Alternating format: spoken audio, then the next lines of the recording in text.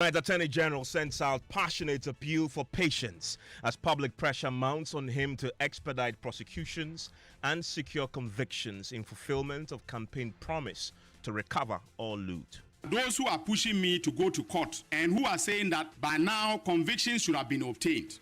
Accountability takes time. I was never an incompetent lawyer in private practice. I don't want to be an incompetent lawyer in public service. We have the latest as he fights back against allegations he's cutting deals to let corrupt former government officials off the hook. I'm under no pressure from any quarters to cut any deals. Offers have been made and I have turned all of them down. In the Wontumi case, offers were made to us. I said no, I'm filing charges. Also tonight, National Service Authority scandal takes a shocking turn as Attorney General unveils fresh evidence revealing the alleged embezzled amount has more than quadrupled following a forensic audit. Into the NSS, the National Service scandal, and the total amount of money stolen or illegally spent now stands at 2.2 billion and not the 548 million that was uncovered by my investigators. The AG has also directed a forensic audit into the National Cathedral saga. We have actually requested that the Auditor General should conduct another forensic audit. Also tonight, reintroduction of anti-LGBTQ bill in Parliament in January's heated controversy as Minority Leader accuses the NDC of backtracking from its previous stance. You force LGBT on the throat of the Akufo-Addo government. Today, you don't want LGBT. You would want it. Mumbe pepper. Mumbe pepper. The Majority Leader has been responding. The track record of the NDC in this matter is very clear.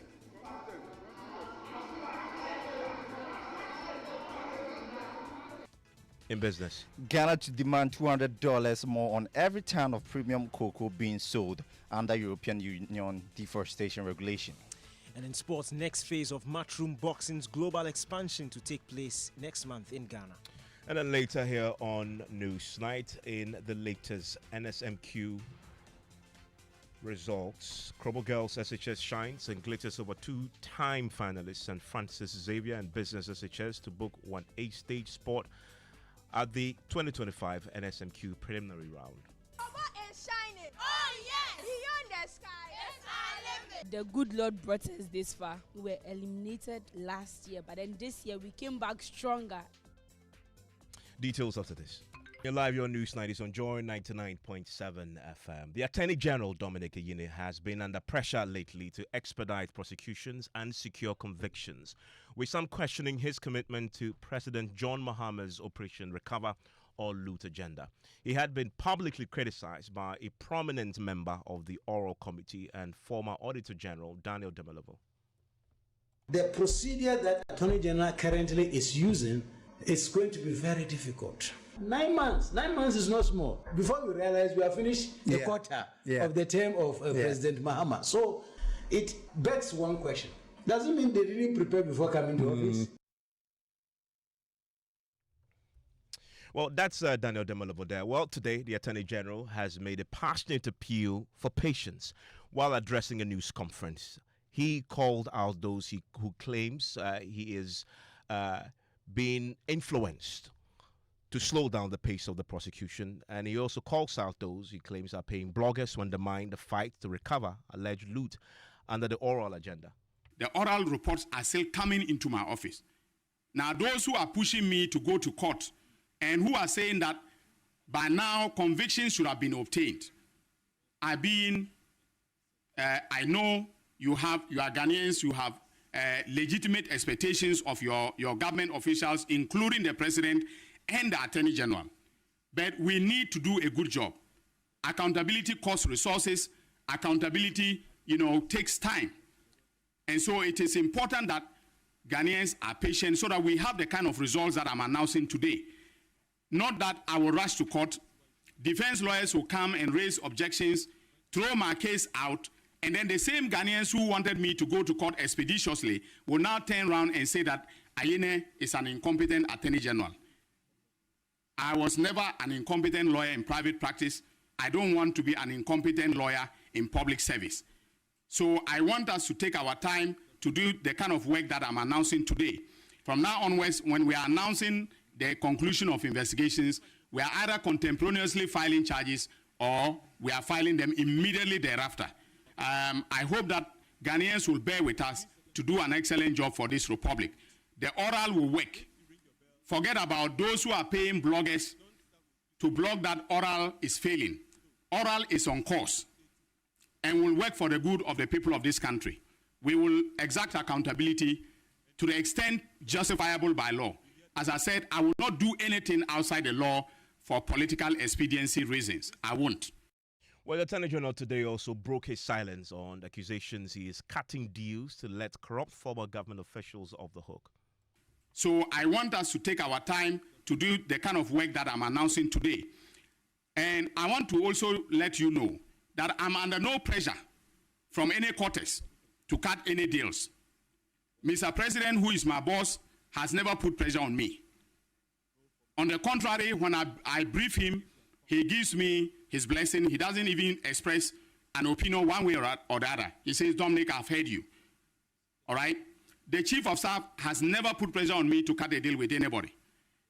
The Secretary to the President, Dr. Kalisus Mahama, has never put pressure on me. On the contrary, he encourages me. He says the work is stressful, but I should keep on. The Legal Counsel to the President, my former boss, has never put pressure on me to cut any deal. Offers have been made, and I have turned all of them down. I have told everybody, please go to the court. If you want a pleas deal, I'm filing cases. In the Wuntumi case, offers were made to us for a plea deal. I said, no, I'm filing charges. If you want, announce your intention for a plea deal to the judge. That is now my strategy. The MPP took advantage of my saying that I'm open to to having plea deals to say, okay, that I was busy cutting deals in the office. No deal has been cut, and no deal will be cut except under the auspices of the court of competent jurisdiction. That is what I have decided, and that is what we are going to do, going forward. Well, Justice Abdullah's lawyer joins us on the line right now. Justice, do you have any sympathies for the Attorney General when he calls for patience in recovering the loot the NDC alleged under the oral agenda? Indeed, I mean, that is rather, I think, if you like, an interesting question, considering that the Attorney General unfortunately finds himself in a very awkward position. And I say this because major part of the campaign leading to the ousting of the previous government was on the basis of corruption. And so naturally coming into office, have a crying wolf that the previous government was corrupt from all angles, literally from A to Z. And then coming into office, naturally everyone expected that we'd be seeing a lot of prosecutions all over. Indeed, Ghanaians are not seeing that, and it's legitimate that people raise concerns. So in fact, it's actually the reason that I commended the AG initially when he started with the press briefings, because I thought that was very good by engaging all of us and indeed stakeholders as to what was happening, because nobody was willing to cut them any slack. They had cried that the previous government was so corrupt, and we all bought into that, and legitimately so. So when you come in, we are not seeing anything, naturally. Getting the level of sympathy that one would have wished the AG would have was clearly unavailable.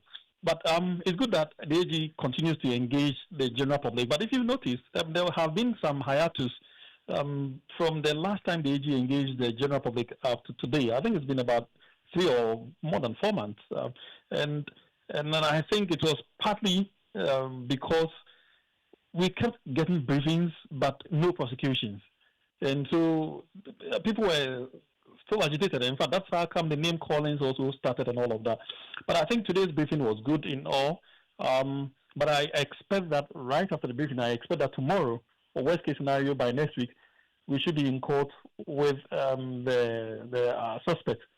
I mean, I do not want to see a long period of waiting until this matter also ends up in court. Otherwise, in one then case, today, a cycle of perpetuation of information flow, but without any action. In one case today, he makes the point that on Friday he is going to be filing the charges, and this is in reference to the buffer stock company, and that each time he does a press conference, he will do so with charges in hand. Either they are filing it as he addresses the press, or they file it shortly thereafter. And he read out the charges today. But you were a lawyer. You have made the point, and rightly so, that Aura was a partisan campaign promise. The NDC must have known that prosecutions and loot recovery is entirely subject to law. And as we know, justice grinds slowly. What realistically will be the time frame to expect when from the time a case starts to the time that is concluded? I've heard people say on average you're talking about 3 years, that you can't expect it anytime soon, especially when you're dealing with a criminal trial. Well, to be fair, I mean, it is very difficult to put timelines on any given case. It is very difficult, particularly with our jurisprudence, whether criminal or civil jurisprudence, because there's an open-ended opportunity to appeal every single decision. And so even if a judge bails and one disagrees with the way and the manner the judge bails, it could be a subject of an appeal. So it will be very difficult for anyone to put timelines on it. In fact, if you ask, maybe the average time I'll probably give you will be a year. I mean, within a year, you should be able to commence a matter and conclude it. But that is only provided that no one unduly take advantage of all the opportunities that may exist from the time the case commences to the day the judgment is delivered. And even that, if the people, I mean, any party to the suit against whom a decision is made will be willing to accept that decision. So it's quite difficult genuinely to put a timeline on our cases, whether criminal or civil jurisprudence. But however, it is easier to say that a year should be enough from the day that a case is put before a court until the day it is determined. But of course, that once again, the complexities of the case would also have a role to play in this, and then the multitude of witnesses would have roles to play in this. In fact, all of that may probably go into the complexities of a given case. Justice Abdullah, thank you very much. Now, let's stay with the Attorney General, because at his press conference today, he dropped further revelations. The troubles of former National Service Authority directors have taken a dramatic turn, with the Attorney General revealing that a forensic audit has uncovered a staggering quadrupling of the amount allegedly embezzled. The Deputy Director General of the NSA, Gifty Mensah, was in court earlier to plead not guilty to multiple criminal charges filed against her in connection with the alleged 38 million Ghana cedi ghost name scandal. Shortly after the court granted her bail, Attorney General Dominic Ayine provided an update on the case. Gentlemen, prosecutions have commenced in the SkyTrain and National Service scandals. In the case of the latter, we have filed charges against the former Chief Executive, Executive Director, Osea Sibe, and his deputy, Gifty Oware. Charges are being prepared against the rest of the public officers and the so-called marketplace vendors. In all, we intend to file about 10 cases in the NSA scandal and will use some of the public officers and vendors as prosecution witnesses. Now, this is a strategy that is working very well for us, and we intend to continue to use that strategy.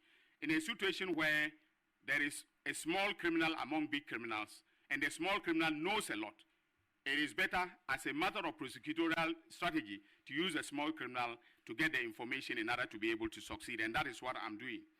Also, I wish to announce that the Auditor General has conducted a forensic audit into the NSA, the National Service scandal, and the total amount of money stolen or illegally spent now stands at 2.2 billion, and not the 548 million that was uncovered by my investigators as at June 2025. And then, ladies and gentlemen, I have here a copy of the Auditor General's report. Again, painstaking investigation is very important in criminal matters. And so, based upon what the Auditor General has done, and this is a forensic audit, okay? Forensic audit means that they've gone beyond what ordinary, auditing would have done. And so, we are going to, based upon this, in some cases, change the charge, amend our charge sheet in order to bring fresh charges. Well, the National Cathedral subject, he says he's also ordered for a forensic audit. Investigations are still ongoing in respect of the following matters: All African Games, mathematical sets, Bank of Ghana new building, stadia renovation, and National Cathedral. In the case of the National Cathedral, we have actually requested that the Auditor General should conduct another forensic audit, and he's being held by one of the big four accounting companies to be able to do this. It's a live here on News 90s on Joy 99.7 FM. Now, tonight, plans to reintroduce the controversial anti-LGBTQ bill in Parliament has generated a huge debate, dividing the House.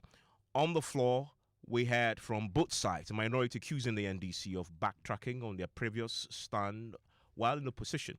Yesterday, the bill was listed to be presented but was removed from the order paper. Majority Leader Mahama Ayariga responded that the bill had already been passed. Deputy Minority Whip Habib Idrisu demanded answers immediately when the bill was removed from the order paper today.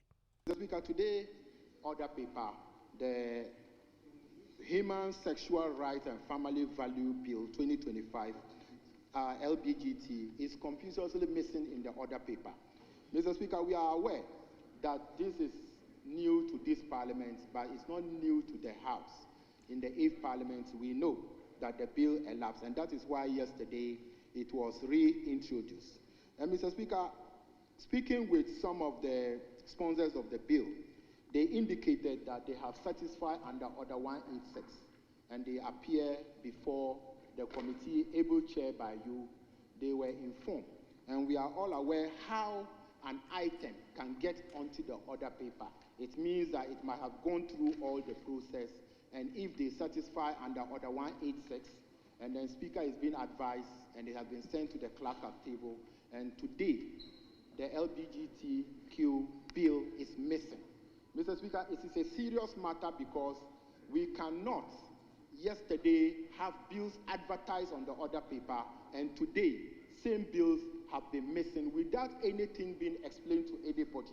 We, the leadership of the minority here, we are not aware as to why it has not been captured in today's order paper. Neither are the sponsors. Well, Majority Leader Mahama Ayariga responded to concerns of why the item was removed from the order paper. So when we drew the attention of the Speaker to the advertisement, he indicated that he did not recall approving that it should be advertised. And the clerk told me that he thought the bills had gone through the processes. But Speaker said, well, you have to bring me the evidence, because I don't recall approving that these two bills should be advertised. We indicated that we thought that the bills had been passed by this House already and had been sent to the presidency for assent. And so we didn't see the need to reconsider a bill that has already been passed by this House, waiting for presidential assent, unless the constitutional procedure for returning the bill to us is complied with by the President, for us to reconsider and then use our two-thirds majority to approve the bill, even if the presidency had some issues with it. So Speaker then actually instructed the clerk to reconsider his action. I believe it is in that spirit that today the table office did not advertise that bill. Let me bring in parliamentary correspondent Kweku Asante joins us in the studio. So then the minority leader got up. He wasn't happy with what he's heard from his majority colleague. Yes, exactly. And now the bill is really in abeyance. The bill has not been laid. There are those who say the bill has to come to Parliament again and be passed. And we know that Alexander Fejomakin is opposed to criminalizing homosexuality. But he says the NDC played politics with this matter while in opposition and therefore cannot run away from this. And the bill must come to Parliament again and must be passed. There was nothing administratively in error. I dare say, for the records, You force LGBT on the throat of the Akufo-Addo government. Today, you don't want LGBT. You would want it. Mumbe pepa. Mumbe pepa pa pa pa pa pa pa. You use it to win election. Now, when your stakeholders, the international community is warning you, you want to run away. Run to where? You now see governance. You are in the kitchen, you see the heat. I was there. We will plead with you. Let's manage this situation. You say no. Remember that hot afternoon? Agboja, as a chief whip. You remember that hot afternoon? When you suffocated me with third reading. You are laughing. Mr. Speaker, this bill. What is the meaning of what you said? Mr. Speaker.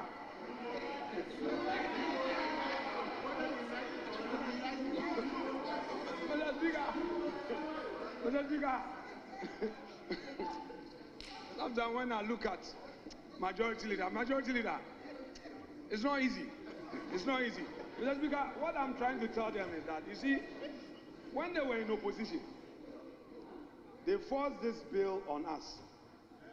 Even when it was in court, they say the bill must be signed into law. We heard President Mahama, His Excellency. He said, oh, the bill, he's seen it, but he's referring it to the Attorney General. That was January. And then there would be, they will look at the very clauses, the aspect of criminalizing it and bringing a conviction and sentencing where the person must suffer a jail term. The very thing that you wanted it, he said, oh, they have to look at it and change it. So how did the majority leader respond to this? Well, the majority leader says their record on this matter is consistent. They were the ones who got the bill passed in the last parliament. And then as far as they are concerned, it is up to the president now to take some decisions on it.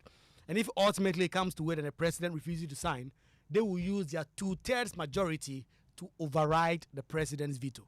The track record of the NDC in this matter is very clear.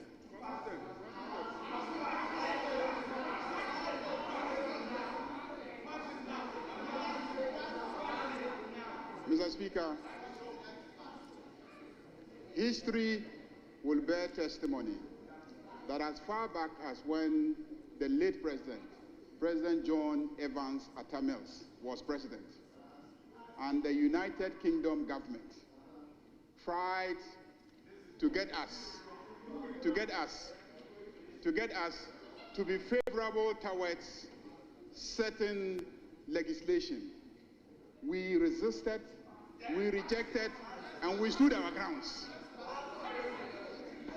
So I can assure you, and I can assure every Ghanaian, that under the watch of the NDC government, this practice will not be allowed.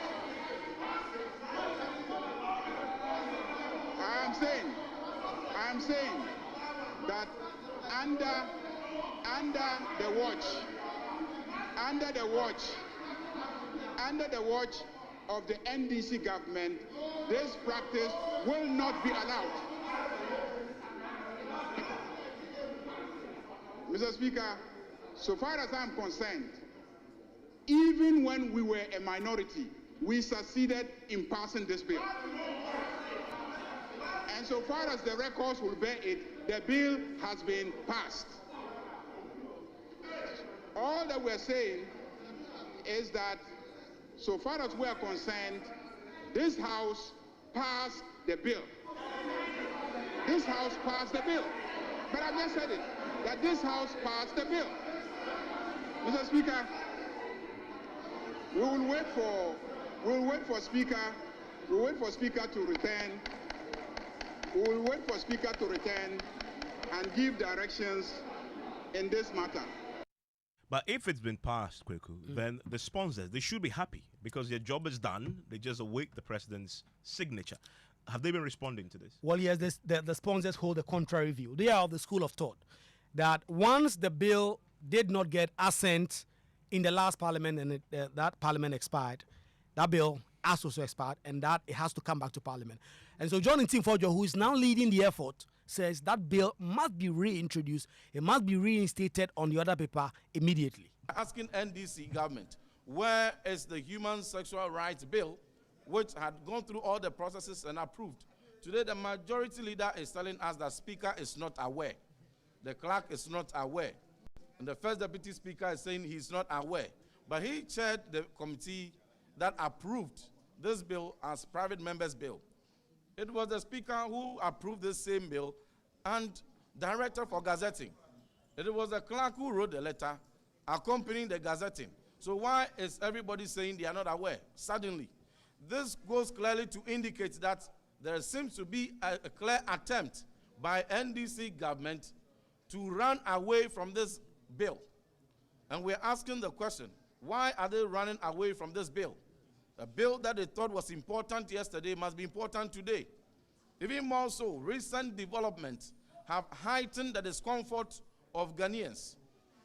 At the time when we began this bill in 2021, we never had two South African gay couples coming to the Independence Square to openly kiss and declare themselves gay couple and declaring independence and freedom, calling out every practitioner of LGBT to show up. We did not see that. But under President Mahama, that has occurred. So we are demanding that that bill must be reintroduced today. An addendum must be raised for it to be brought back. We will not allow NDC government to run away from the bill. It's a bill that is important to all of Ghanaians. We all know the propaganda they put up to this bill, the lies they peddled. But we passed it when we were in government. Why are they running away from passing the bill? We are demanding that the Human Sexual Rights and Family Values Bill be passed now. Be passed now. And not deferred to any other time. And you're live here on Newsnight is on Joy 99.7 FM. Still ahead, urgent calls for intervention as healthcare facilities in some parts of the central region are resorting to treating patients with sachet water due to a shortage caused by Galamsey. We will be hearing from the former registrar of the Medical and Dental Council Ghana as we bring you today's episode of Dear Mahama Stop Galamsey Now. Plus, your comments 055-1111-997. Let's do some business now. And James Ishan is here with the latest. All right, Evans, coming up in business this evening. Ghana to demand $200 more on every ton of premium cocoa beans sold under European Union deforestation regulation. And new data from Ghana Statistical Service reveals informal trade between Ghana and Togo accounted for over 60% of total cross-border trade in fourth quarter of 2024. Business News on Newsnight is brought to you by MTN Business. Welcome to the new world of business. Kingdom Books and Stationery, your number one stop shop for all of its essentials, Syntex tanks, and Pepsodent Herbal and Charcoal. Welcome back. My name is James Ishan. Let's settle for the details now. And Ghana is preparing to demand a $200 a ton premium from the country's cocoa buyers for sustainably grown and traceable cocoa. This, according to a Bloomberg report, is in line with the European Union's deforestation regulations. The following report has more. The EU deforestation regulation, known as EUDR, aims to tackle the felling of trees associated with the bloc's imports of commodities such as soy, cocoa, coffee, beef, and palm oil. This week, the EU proposed granting companies a 6-month window to comply with the rules which both the EU Parliament and member states still need to sign off. Europe is the world's biggest cocoa consuming region. According to the cocoa marketing company, Ghana has invested in gadgets and a communication network which enables scanning cocoa beans at farms and then uploading the data onto an electronic platform. The cocoa marketing company revealed that major cocoa buyers are happy to pay the $200 surcharge because of the threat of fines from the EU. The company is making a case that sustainably produced and traceable beans come at a cost and must be paid for by the buyers as required under EU rules. Hence, Ghana is ready to demand for the money. If the payment is granted, Ghana, which is currently the second largest producer of cocoa in the world, could earn more to improve the well-being of farmers. And that was a news desk report. Now, Ghana's informal trade with Togo accounted for over 60% of the country's total cross-border trade, which is estimated at 7.4 billion in the fourth quarter of 2024. This amounted to about 4.5 billion cedis. This was captured in the Ghana Statistical Service's maiden informal cross-border trade report. The report breaks down the numbers behind the transaction of goods and services between Ghana and its neighboring countries, which are mainly carried by truck or often carted on foot but remain invisible on official data. There's more in this report. According to the report, the survey covered 321 border points across 10 out of the 16 administrative regions of the country, with the Volta region recording the highest of 76 border points. Trade with Togo remains the most informal out of the three neighboring countries. The eastern neighbor of Ghana led with the highest import of about 1.8 billion cedis, while Burkina Faso recorded the highest export of 1.7 billion cedis. The survey pointed out that more than two-thirds of formal imports, which represent 74.6% from neighboring countries, are food products, compared to almost 49.5% for informal imports. These imports are largely dominated by food items such as alcoholic beverages, cooking oil, livestock, and other beverages. Dr. Idrisu urged businesses to invest in the production of such consumables to reduce import dependency. In his recommendations, the government statistician called for reforms aimed at formalizing the informal sector and improving the porous nature of the country's border points. Meanwhile, economics professor Peter Korte has called for stronger collaboration between Ghana and its neighboring countries to accurately measure the impact of informal trade on the country. We've not been able to capture everything. I don't think the Statistical Service is able to capture 100% all the trade that flows across our borders. There are instances where people use unapproved routes and other means to trade.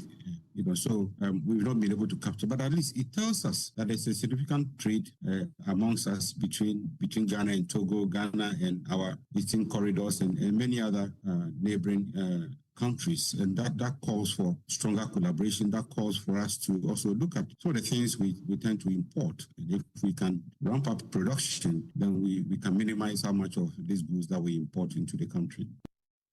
And that was economist Professor Peter Korte. Now, the Association of African Sustainability Practitioners has commenced a two-day event for the 6th Africa Sustainability Report and Think Energy SDGs Awards 2025. This focuses on Africa's progress toward achieving their sustainable development goals. President of the association, Humphrey Tete, emphasized the need for the banking sector to closely scrutinize financial inflows as a means to combat illegal mining, popularly called Galamsey. Money is the bottom line of all these things, and their money is packaged through the banking sector. So the banks should get to identify who are using the money to finance those activities, because it's just not mining again, it's destroying the environment. And one of the things about sustainability is we must ensure that our money doesn't go to destroy the environment. So I think the banking regulation or the banking sector should be very strict on that, and then we can really do some work when it comes to Galamsey. I don't think one person can just walk and buy excavators from his pockets, can take money from his pockets, but he definitely have to go through the banking sector. So there is something wrong there. Humphrey Tete is the president of the Association of African Sustainability Practitioners. Now, Cape May Properties has extended its corporate social responsibility to support the fight against breast cancer. The company has donated some 225,000 cedis and packs of water and drinks to the breast cancer unit of the Kolebu Teaching Hospital. Speaking to journalists after the donation, General Manager of Cape May Properties, Pierre-Andrew Krigler, said the company will continue to support the hospital even after the Breast Cancer Awareness Month of October. We believe that part of our corporate social responsibility is to make sure that we help our community. It's a big problem in Ghana, breast cancer, so it's one of the reasons we chose it. In actual fact, this is what we would call a partnership. We're not only donating money, this being one of the first, it's from our property sales as and when we get it, but this will also be skills from internal part of our company, skills that we can make use of, facility management, property management, make lives better for the people. It's really important for us. Money is not the only thing that makes the world go around. Anywhere between $20,000 and $50,000 annually, depending on the sales of our properties. Pierre-Andrew Krigler as the General Manager for Cape May Properties. And that's all for business on News Night with me, James Shen Evans. James, thank you very much. Health facilities in Agona East and West are warning of a looming outbreak of waterborne diseases such as typhoid and cholera, as residents are forced to rely on polluted water following the shutdown of the Kwenyako headworks 2 months ago due to illegal mining. Some clinics now have to buy sachet water just to treat patients and clean their wards. In the second episode of Dear Mahama #Stop Galamsey, we tell you how Galamsey is crippling health facilities and putting lives at risk in Nyakrom and Kwesi Krom in the central region. 2 months ago, the Kwenyako headworks was shut down. As at September 2025, turbidity levels had soared to 94,800 NTU, nearly 190 times the safe level. The closure left 10 districts in the central region without water. Today, health workers fear a looming outbreak of waterborne diseases. At times, we have to let them, instead of them to have a start dose here, we ask them to take it at home because there is no water. Maureen Eje Dansoa is the nurse in charge at the Kwesi Krom Chips compound in the Agona East district. These days, her hardest task is not treating the sick.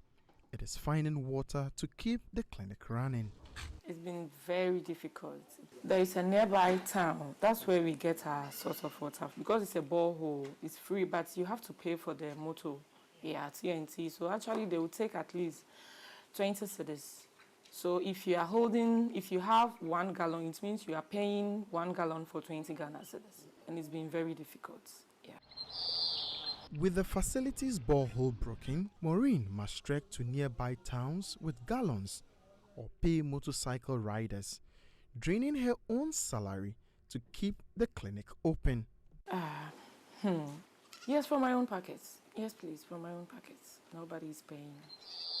The entire Kwesi Krom community now depends on the Offa Pond, a dark, stagnant pool of water shared with animals. For hundreds of families, this pond is their only lifeline. Maureen fears that this same water, polluted and smelly, could soon turn their daily struggles into a full-blown health crisis. Already, she says cases are appearing. Definitely, there is going to be an outbreak of cholera. After maybe the case has been resolved, there is going to be an outbreak of cholera. And it has even started. I think last week we have diarrhea cases. The back of the water is 8 cedis. They can't afford it. So the water they fetch from the stream, they have been taken. So it's going to have a huge impact after the case is being resolved. There is no water at our chief's compound. Patients who visit the facility are sometimes treated with sachet water. Oh, we can say we are pleading. We are pleading. At least if NGO or government, they should come to our aid. Just a few kilometers away in Nyakrom, in the Agona West municipality, the story is no different. Here, residents now draw their water from the Accra River, dark tea colored, polluted, and contaminated by human activities. I had Kwenyako na ye depend, but Zizi na Galamsey for ye was sense no way tiffy. And just a Galamsey fight no, why you want, sir. And they no say, Eba say what the Sikaba mo way in sooner. A bear fine, I'm still one jay or honty. They be just a Sikamo, I change to ye no more. And they are buying just all you know, say, or Kutia Galamsey no way tiffy. At the Nyakrom Health Center, senior physician assistant and head of the facility, Florence Mavis Odom, confronts the human cause of the water crisis. Her facility's borehole still runs, but the community's dependence on the polluted Accra River is now reflected in her case files. Roughly in a month, we can say that about 10, 15, 20 depends. Once a while the typhoid, they report. Florence warns that poor sanitation and unsafe water are making the people sick. The water issue, because now the river, how it's being handled. People go in, throw dust, rubbish and other things, dump rubbish, other pieces and other things. Last week, the assembly and then the municipal health directorates came around to distribute aquatap to purify the water that they use. It's not easy. We had it far, but today it's just close to us and see what we are just facing today. So it still boils down to the government's looking at it. If there are ways of getting rid of it totally, because I think people tried and they've lost their lives, but we still have to work at it, else Ghana will be in a great mess. Health centers are surviving on sachet water, while communities drink from polluted rivers in Kwesi Krom and Nyakrom. The fear of a full-blown health crisis grows more intense each day. Cholera, typhoid, and diarrhea are no longer distant threats. They are knocking at doors. If this is not an emergency, Mr. President, what is it? Emmanuel Jivenu, Joy News, Central Region. You're live on Newsnight. It's on Joy 99.7 FM, and you can catch the full episode on many social media platforms. Let's do some sports now, and then Cranton is here with the latest. Let's do some boxing news, and the next phase of Matchroom Boxing's global expansion will take place on the 20th of December in Ghana with the company's first ever show in West African soil. Matchroom CEO Frank Smith held explanatory talks in Ghana's capital, Accra, in August. And now Eddie Hearn has also told the ring that a deal has been agreed for the fair show to be held here. Although it's not part of the initial agreement, Eddie Hearn, he also added that the show 5 days before Christmas will act as a crucial precursor to the potential Anthony Joshua fight in the same city in February, even though he has suggested that Joshua could box again this year and insisted that it will not be on the card in December.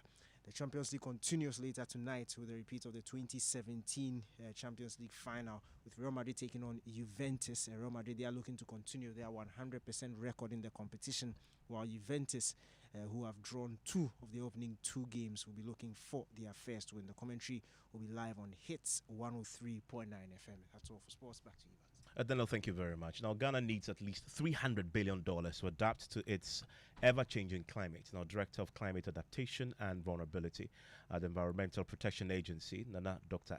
Boisiako Amwa, warns that without this funding, adaptation will remain a distant dream, leaving critical infrastructure and entire communities at the mercy of the climate. Michael Ashali has more in this week's episode of Climate Focus. The climate tide is changing. For years, it was only rumors, but now the effects are glaring. Nana Dr. Boisiako Amwa says the climatic conditions have truly changed and become almost unpredictable. From 2000 to date, almost every year. So the frequency of flooding conditions had been increasing.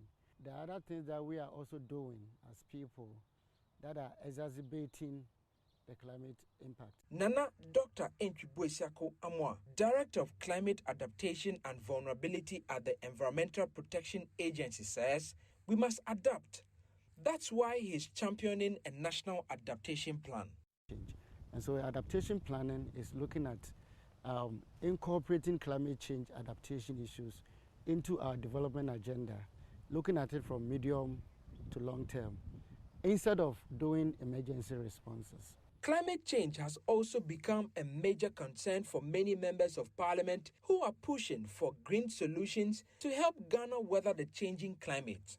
Yao Frimpong Ado is chairman of the Environment, Science and Technology Committee of Parliament and chairman of the Climate Parliament. The green energy is the new phenomenon now. So you need to establish green zones in the various parts of your country. Adaptation doesn't come cheap. Nana Dr. Boisiako Amwa says the major hurdle to climate adaptation is financing.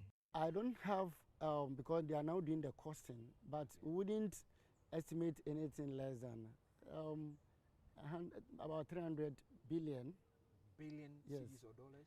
Dollars. Dr. Emmanuel Marfo, Climate Parliament Director for West and Central Africa, said the workshop aimed to strengthen collaboration between MPs, financial institutions, and renewable energy developers to expand Ghana's renewable energy landscape. Once the members of parliament are exposed to the financial opportunities in the green space, they will be able to know where to go. Climate Focus is brought to you by Joy News in partnership with Youth Bridge Foundation, Bridging Gaps for Positive Youth Development, and the Climate Development Knowledge Network. And I want to return to that news conference addressed by the Attorney General today. One of the accusations he put out is that the MPP's Ashanti Regional Chairman, actually, Andrew Boysiako, you know him as Chairman Wuntimi, had come to him to ask for a plea deal, and that he had told him that he won't cut any deal with him. He should go to court. I want to bring in his lawyer, Andy Apiakubi, joins us right now. Mr. Apiakubi, thanks for your time here on Newsnight. Did you go to the Attorney General asking for a plea deal? In that case, you are admitting your client is guilty? Thank you very much, my brother. And a very good evening to all of you in the studio, and indeed a very good evening to my professor, the Attorney General. When you say that my client has gone to the Attorney General to negotiate for plea bargain, I will tell you that officially there is nothing like that has happened. And unofficially? But officially, we have not applied for any such facility. But I take it as, you see, I always tell you that the Attorney General is also the Minister for Justice, and therefore it is his duty to open the avenues for us. And indeed, I take it as an advertisement of the possibility of that facility and for our consideration. But we have not applied for such facility ahead of the hearing. Indeed, we are waiting for the Attorney General to serve us with the discoveries, for which we will go for the case management conferencing. All that has not happened. And indeed, we are not privy to any information that the Attorney General want to rely on in the prosecution. So it is too early in the day to even contemplate such an application.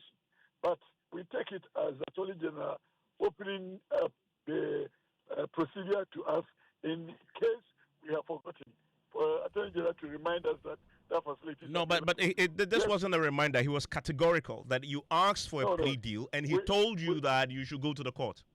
No, we have not. In fact, they are supposed to serve us with the discoveries. They haven't done that so far.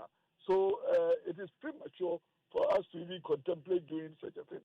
So we have not officially made any application to the Attorney General's office. No. And I made contact with my client in case he had. He tells me that he has not also taken that initiative. So the answer to that question is no. We haven't done that.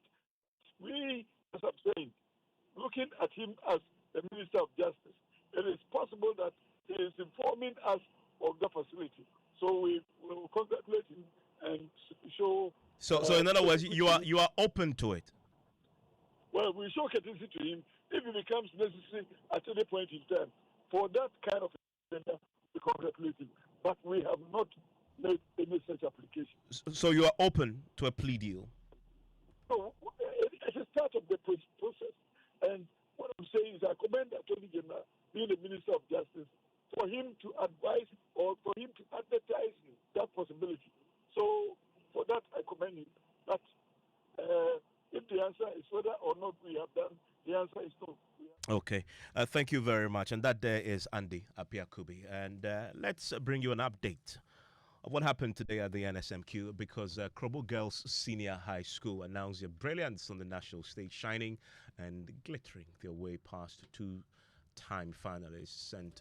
Francis Xavier Junior Seminary and Business SHS Tamale to book a 1/8 stage spot in the 2025 National Science and Maths Quiz. After making their debut appearance, the semi-final stage in 2018, the team says they are confident and resolved to progress further in this year's competition. And certain young, beautiful, strong, and sassy woman has just joined me in the studio.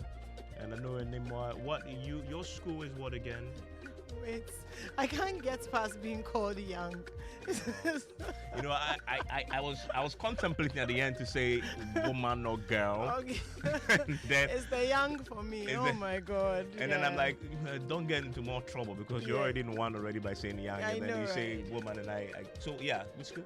Westie Girls. Oh, okay, of course. The Westie Girls. Yeah. Of course, You- of course. The almost. Whatever. How are you guys doing? I haven't you been guys- following Aquinas. No, we were doing well. We walloped our competitors, I believe, yesterday, so we're fine. We're doing good. Oh, yeah. that's good. Then. And you, do you follow? No, I've been very off the grid these past few weeks, so not really sure. The what's nearly going school, on. no wonder. But I'm not worried about Westie Girls, you know. So Because you know anyways. you're not going to win it. It doesn't actually. You are happy to participate, no win. If that's how you want to put it, that's perfectly fine. We are who we are. We are who we are, and we are who we say we are, and we don't care what you say, basically. So yeah. Moving on swiftly. Yeah, tell me what's happening on the So today we're talking about beauty in a bottle. Oh, what's that? That's interesting. It's a concept. You know, I was thinking that with the world as it is now, you can almost buy anything. You know, you can buy a younger looking face, you can buy a flatter tummy, you can buy You look younger. a bigger You look trimmer. Well, that's because I've lost weight. I know, but Did I buy it? No, yes, no. I did. I actually you did. bought So it we'll by be doing hard work. So we'll be talking about that tonight. But tonight we're actually really talking about weight loss and buying. Are you weight going to loss. release and tell us your secret? Oh, I mean, I don't think I've hidden it. Oh, you haven't? No, I followed. haven't. You did it on social media? I anybody who asks me, I would say that I've been exercising. But will you talk about it on radio? I will. I mean, it's part of the conversation tonight. So we're talking about, the whole Ozempic, Monjaro, If you haven't, Wegovy. Monjaro, that's the Yeah, one, right? Wegovy, I saw a documentary about it. I'm like, oh goodness, I need to get one. Yeah, so we'll be talking about that. So basically, beauty in a bottle. Everything is for what sale I would like now. to encourage you, if you are listening to us right now, is just tune in on Facebook. Because you can see Animwa's new look. You love it, by the way. She's looking trim. Thank you. Strong and sassy. And we're talking For to real. Dr. Fatima Mohammed because I really wanted to have a medical. There's so many different opinions out there.